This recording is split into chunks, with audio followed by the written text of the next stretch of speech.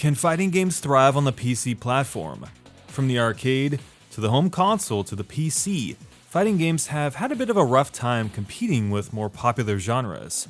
They duke it out in the underbelly of gaming, in the bottom half of popularity, next to racing and strategy games. The cult followings of many of our favorites are beautiful things, but the games themselves, they don't sell that well, and that's a fact.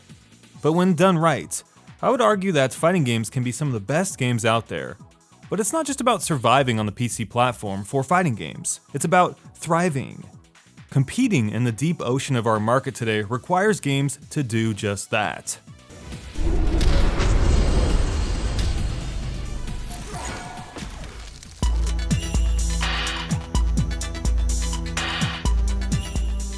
We have seen many fighting games attempt PC application, and just as many have failed. Even one of the most popular fighting game franchises on the planet, Street Fighter, struggles to hold on to a mere 5,000 concurrent players at best. And one of the pioneers of the genre, NetherRealm, damn near gave up on the platform altogether at one point. In April of 2015, MKX was released on PC. Without a doubt, it was one of the worst treatments of a PC fighting game just ever. I could not believe how bad the netcode was, and it took forever for a patch to surface. Certain fight sticks and controllers didn't work, so another patch came out a few months later to fix that. The game crashed often as well, so then another patch came out to fix that once again. The Sky Arena was also off limits, unless you like playing with sub 30 frame rate. To put the cherry on top, NetherRealm abandoned support for the game a few months later in January of 2016. Many of the DLC characters and fatalities never got transferred to PC from console versions during this time. Thanks for your money, PC isn't working out, goodbye. Even though much of this stuff was fixed later on, Marketdown is one of the biggest PC fiascos of all time, and the reason for the marred reputation of WB games on the PC front to this day. It was of course primarily because of this. Mortal Kombat X had a very low player count on PC, numbering in the few thousands even right after its launch. Would you be surprised to hear that the game has sold over 1.1 million PC units? Building PC ports and online services are very expensive and require a return on that investment to justify their continued support. Many fighting games follow a similar, abrupt downward trend, which is why you see very few PC fighting games these days.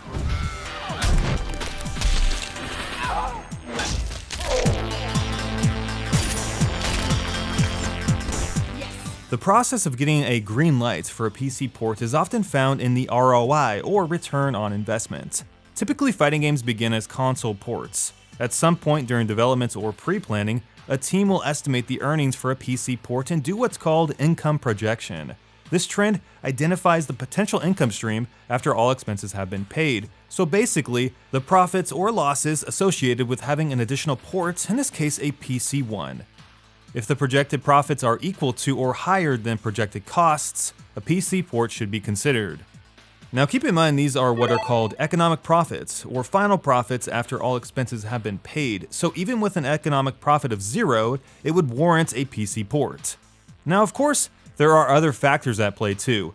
Is a PC port feasible with a team's budget and schedule? Is a PC port good for our brand? And do we have enough resources and talent to carry out the project? The latter question does open up a pretty interesting can of worms. PC ports often do get butchered by inexperienced development teams or shipped off to be created by another development studio. It's common to see the main developer for a game never touch the PC code. Case in point, Injustice 2. Injustice 2 was to be a console exclusive as well, only recently did we receive the announcement of its PC port. I'm excited, because Injustice 2 on PS4 was incredibly fun and well made. As for the PC version, I have tested it, and I can assure you that we might be in for another fiasco.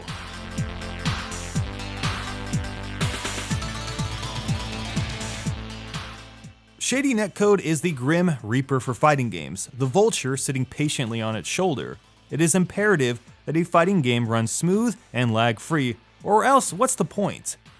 Have some lag at the wrong time and it will jack up your combos and your frame timing, potentially losing you the match. Having your opponents warp around the match as well, because of his cardboard internet, isn't fun either.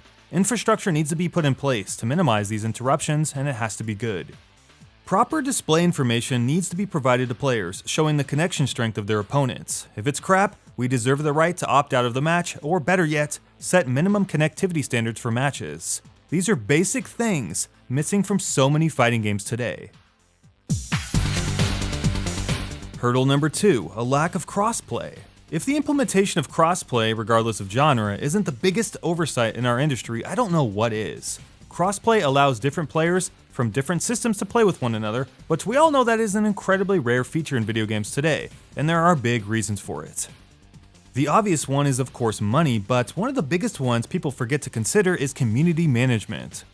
Online communities at large cannot really be controlled. For instance, Sony has an obligation per the Terms of Service contract on the PlayStation Network to protect consumers and their personal and financial information. By allowing crossplay, Sony has just no way to manage the interactions of its customers on any external influences, such as players gaming on Xbox Live or Windows systems. Fraud protection must be shared, server management too, and technical capabilities normalized, all things that take crossplay to a very difficult place. However, the implementation of crossplay between a console and a PC is very doable because, of course, Windows is an open platform. But the biggest obstacle by far is reputation, especially with Sony. The PlayStation 4 has a commanding lead in the console video game markets, and providing inter-system support to expand its player bases by helping its competition is simply not necessary, nor is it very smart at all. But for the sustainability of video games among all consoles and PC, they should really be thinking less about their pocketbook and their image, and more about what is the right thing to do. The last hurdle to PC fighting games has got to be evolution. Fighting games can be fantastic, but how much can new fighting games, innovate, and I mean really innovate? You have 2 characters and 2 life bars. No matter what way you slice it up, the story ends the same way. Super meters and features aside, Street Fighter today plays out pretty much the same way it did 20 years ago. Of course, the genre has evolved greatly. Mortal Kombat with the graveyard and the story mode, introducing spectator modes, multi-character battles, meter management, and advanced technical systems of the games. This is all great stuff, but also the reason why fighting games are in the bottom 3 genres of popularity. And what I mean by that is, if you like fighting games, you buy them. If you don't, you don't. Unlike other genres, there's really nothing new offered in fighting games these days that turn those naysayers into buyers. I might venture to say that MK Story Mode might be the one thing that did in the last couple years, which may have resulted in its 1 million plus Steam sales.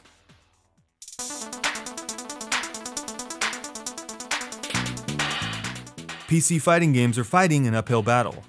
To those that love them, the optimal way to play a fighting game is not on a computer, but instead on a big-ass comfy couch and on a big TV.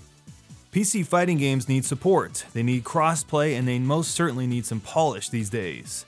When developers dump shitty PC fighting game ports on Steam, it just sends a message to the industry: stay away from PC fighting games. And I don't want that because we are part of the community too. This video has presented the foundational arguments surrounding PC fighting games, and only that. At this time, I'd like to end the video by asking the very question titling the video: can a fighting game not just survive, but thrive on the PC? Comment down below, I'd love to hear your thoughts.